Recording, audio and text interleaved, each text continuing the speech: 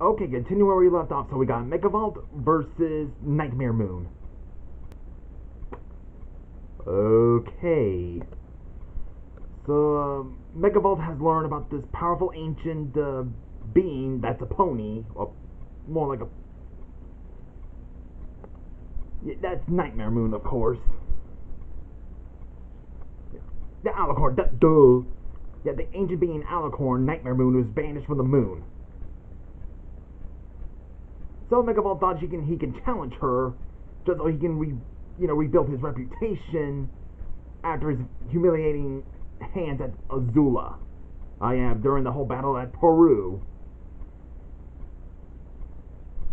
Interesting that we have.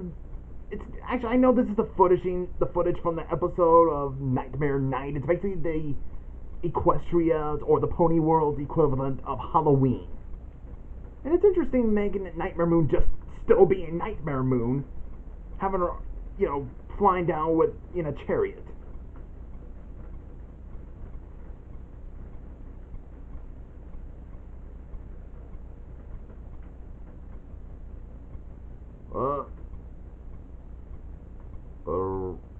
There we go. I thought it was a meteor. Kind of odd, though. And I would imagine, if the astronauts would have saw the Alicorn like Nightmare Moon, I would imagine how they'd go like, Houston, I think we have a problem. Yeah, what's your problem? I think I spot something on the moon. Yeah, what is it? It looks like a horse with a unicorn horn and wings.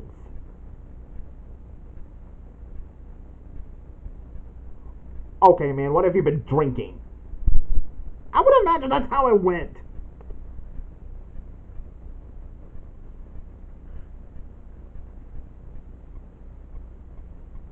Yeah, she's been wanting, to spend an eternal night on Earth. Oh, yeah, just like in that show. Really, Megavolt, you had to fight her with a camera. You're kidding. You're kidding, right? Yeah, even she thinks that's silly. Yeah, she still wants to bring, the eternal night on Earth.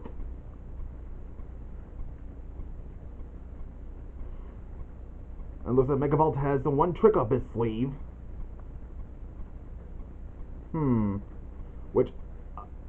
Okay, that's not a regular camera. That's something.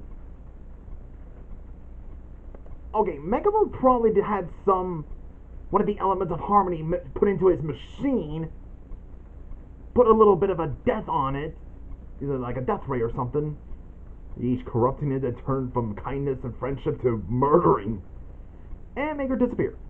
Megavolt wins. Next fight is Princess Mombi versus Zyed. Not sure if I pronounced that name right. She's from the Never-Ending Story 2. Yes, there's 3 movies of the Never-Ending Story. There's the first one, then there's the Never-Ending Story 2, which, actually, the first one was good. It's really a classic. The second one, it's alright, in my opinion.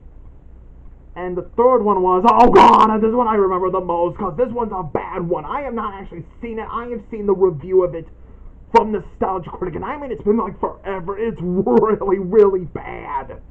Like, I mean, really bad. I remember how stupid it was. Falcor, that dragon, or the dog dragon? They made him sound like Patrick from SpongeBob.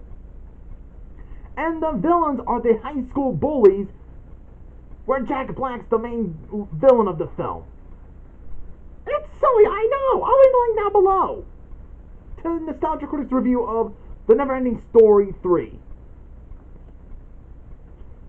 So, General Kao arrives at Zyed's place, and how'd I go again? I'm still getting weirded out by this.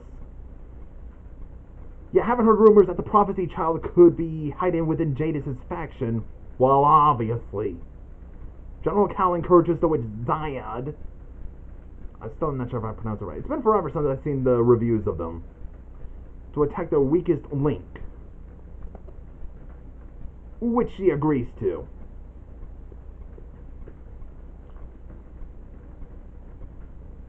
Okay, at first it's creepy how she doesn't have a face, but it's kind of cool how she make them appear on her face. So she goes again, get her forces to go against Princess Mombi and her forces. Okay, I'm not gonna lie, each of these, the Wheelers and Zyed's army, they're kind of freaky, to be honest with you.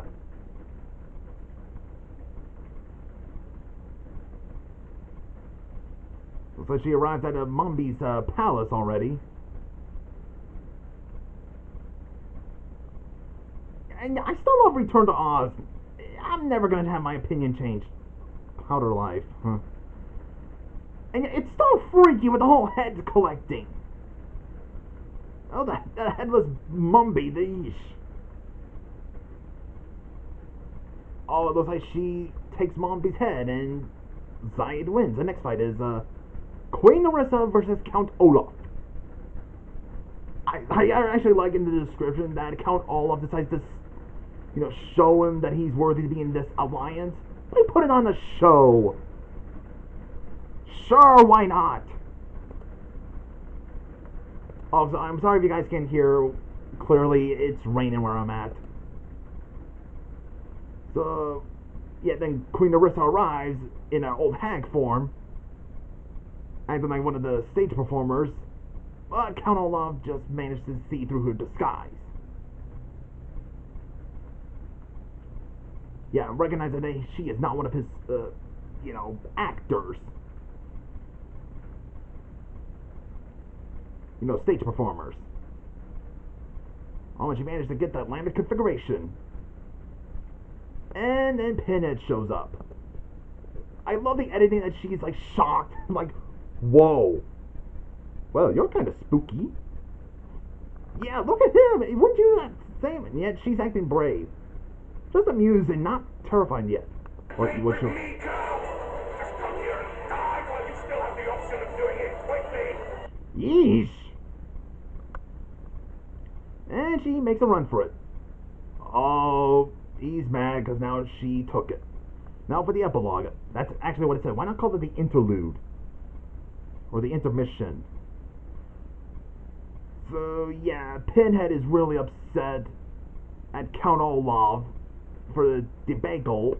Debacle means like a failure, like a sudden sudden failure or a fiasco. That he lost a landed configuration to Narissa. And he gets to put his anger towards Count Olaf. Do I look like someone who cares what God thinks? Yeesh!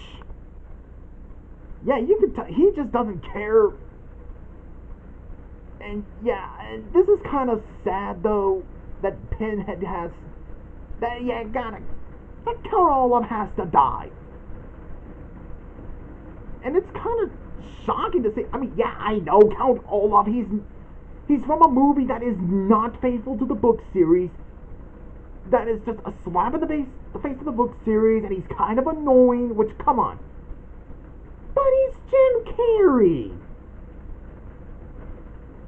I mean, doesn't Jim Carrey always play like annoying characters, but we just love them for that? And Jesus! Interesting editing using of... Yeah, that guy who escaped from hell. I'm sorry, I'm still creeped out by this. Yeah, even Zorg is creeped out.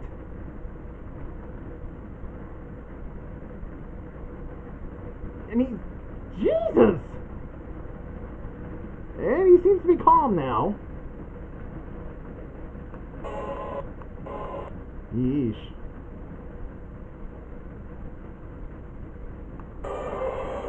Unless work with me or for me. Yeesh. Well, that was good, but also kind of graphic. So, that was Disney versus non-Disney villains part 2, round 12, part 1. It was still good. So, see you guys in the next video.